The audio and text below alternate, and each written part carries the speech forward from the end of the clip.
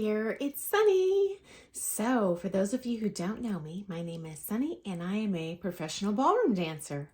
So that means I have competed and performed both as an amateur going up through the newcomer through championship level ranks nationally and internationally, and later I turned pro. So I've danced Pro-Am, which is similar to what you've seen in the Bravo TV series Dancing Queens, where a professional dances with the amateur partner, and I've competed in the Open Pro, so professional rising star and championship level divisions, both nationally and internationally. So I'm here today to share some hopefully helpful insider information from the ballroom dance world, because I've been fully immersed in that for my life.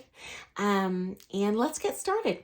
If you like today's channel, please thumbs up, subscribe. I'm not monetized at all, so if I see a lot of subscriptions and views, I'll continue to post similar content. And always feel free to comment if you have questions or there's another topic that I might be able to be helpful with in sharing with you about the ballroom dance world. So in my last video, I talked about competing Pro-Am. Again, this is like you saw on the show Dancing Queens. The partnerships I tend to, I don't want to say push people towards, but encourage them to do, is amateur partnership. This is where you dance with another amateur partner and you work your way up the ranks together. The downside is this does take a lot more work, and there's not that built-in power balance where one is in charge, and I'm always learning from that person. So a lot of working through challenges. It can be very difficult to find an amateur partner, and I should probably post a separate video on that. But this video is geared towards people who already have that amateur partner, and you're looking for a coach who can kind of get you to that next level. Because the reality is most professionals are social teachers. So the ballroom world is a lot like the basketball world. You have a ton of people that do it for fun and at kind of a lower functional skill level. It works, it's fun, but actually a very few elite who really do it at that NBA level. And you do want the best coaching you can get, because that is going to limit your progress and competition, okay, if you don't select the best teacher for you. So my first suggestion is to look at your current teacher, because I'm assuming you're taking lessons with someone if you already have an amateur partner. Look at the other couples they're producing or that they have produced in the past. Are they all kind of okay looking social dancers? If so, that's probably not the best pro for you, okay? What you can do to find a good pro is look around those dances. Who is dancing the best? Find out who's teaching them. Even better, attend a local competition. You don't have to compete there, just pay for an entry ticket. And look at the Pro-Am dancers on the floor, which pros look best on the floor. Look at the amateur couples on the floor and ask those people, either if you like the pro, ask for their card. If they're an amateur couple, ask who do you take lessons with and track that person down. They might be at that competition. If not, I'm sure they can give you an email or a phone number for them, okay? So again, this is geared towards the best teacher for an amateur couple. I just want to make that really clear. That is going to be different than finding a Pro-Am partner. And I have previously posted that if you're looking for a Pro-Am teacher. Okay. So anyway, this is a different partner, a different animal to find. My first suggestion is find a local teacher if you can. Unless you have loads of money, it's going to be very difficult financially and time to commit to flying somewhere to take with someone. And I would consider anyone within driving distance local. You know, even if that's a couple hours, that's doable. Okay. Now, this person, even if they're not a super elite level pro, you can utilize them as a coach, meaning for guidance in where to compete next, how to take the next step in your career, what to do to get to that next level. They can also arbitrate your kind of battles you have in practice, because you are naturally going to have disagreements as an amateur couple. We all do. That doesn't make you unique, but it'll definitely help you progress faster if you have someone kind of navigating those challenges for you, okay? And there's a description in kind of the amateur and a pro world called a visiting coach, where they fly in, you take some one-off lessons with them, and then they fly out. Or you might fly to LA, take some great lessons, and then fly back out. And I really feel this is mislabeling. Your local teacher is really your coach. These visiting coaches that you might fly to or see for one weekend or even 1 week of lessons, that's just a teacher. And that both are valuable. Although, honestly, I feel that local coach is even more valuable, because they can guide you in, well, if they can't get me to the next level, who can? What do I need to do to achieve that? Okay. Also, just to clarify again, most teachers are social. They are not capable of teaching a high-level competitor. Hopefully they have the integrity to tell you that, but honestly, I've seen some that don't. And so I also want to post a video describing the warning signs, okay? Because unfortunately, there are some really skeevy pros out there who misrepresent their skill level and what they can do for you, okay? My next suggestion, once you get to competing and you start working your way up the ranks, invest in the highest level instructors that you can. Generally, you are going to pay more for those high level pros.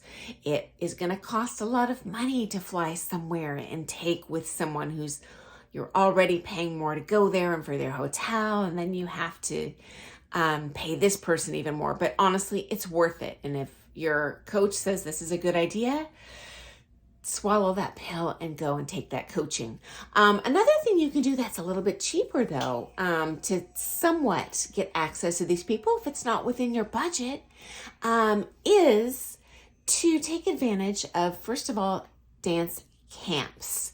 BYU runs a couple of those annually, low priced, and you can sign up for privates there. And these privates are often even cheaper than what you can take with that pro. I've actually taught at dance camps, and they had a contract where I had to teach at a certain price, which was actually a lot lower than I would teach. But they pay you for teaching at that camp, so you're already more than reimbursed for your time. So that's a great opportunity. I would take advantage of that. There's often dance camps hosted immediately following a local competition, at least a larger sanctioned one. Look up NDCA, you can find up sanctioned competitions locally. And they can't run those before the comp because of the rules, and they prohibit the judges from teaching you a certain number of days ahead of the comp to ensure fair judging. But if they have that opportunity, stay afterwards. Even if you can't sign up for privates, it's worth to take those workshops and get a different perspective. Okay. I should also warn you, as an amateur, you're going to take with a lot of different pros, you're going to hear conflicting information. In my opinion, this is why ballroom dance is never going to be an Olympic sport, because ultimately, it's not truly empirically evaluatable. You do have the ISD book that they're going to look for in competition for syllabus, but once you get beyond syllabus, everyone's probably doing the technique correctly, and there's much more of an artistic interpretation.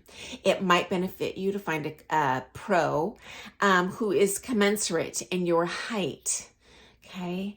Because taller couples are going to dance differently than shorter couples. I would also recommend finding an experienced pro.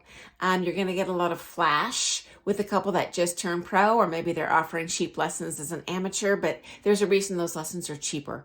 And there's definitely something to be said for someone who's taught a long time, because they are much more nuanced in how to interpret how you learn to teach you the fastest. And if they're a properly trained pro, certainly if they are at the championship level, they can refer you to the best people to help in areas you're weak in. and they're going to be used to those different schools of thought. And if you take from someone who doesn't come from their school of thought, just be honest with them. Hey, we're taking with this teacher a one-off week of lessons. They will probably be able to support you in telling you, oh, well, that's how this pro teaches, or this what's their teach. And you might take with visiting teachers who don't match up with what you're learning. That's fine. Don't argue with them. Just do your best in the lesson, because what works best for one couple, it's not going to work best for another. We're all built differently, okay? And finally, again, better coaches will be more expensive, but there are some really not high-level pros that are going to charge you out the yin-yang for information that is not worth that price. And I have seen pros greatly misrepresent their skill level to their amateur couples, okay? For example, there's someone I interviewed that I refused to hire for my studio that presented themselves as an Israeli national championship level dancer. Okay, first of all, I was great friends with the current Israeli national champions, and this couple couldn't dance their way out of a paper bag, okay? And number two, I did have someone who worked for me that started to misrepresent themselves arguably accurately by saying they were third in the professional division or pro-am division in a certain category, but only 3 couples showed up to the nationals that year. So they're third out of 3 couples, but they're doing a big snow job, charging out the wazoo for their coaching. And again, not a skilled coach, very limited in what they can produce. So just be aware that this does happen, unfortunately, and I am going to post a separate video. I'll do that as soon as possible on warning signs, on what to look out for, because I'm already over that 10-minute mark, guys. I apologize, but hopefully that's been helpful. If you have any questions, please post them before, and I look forward to seeing you soon. Thanks for watching. Have a good day. Bye, guys.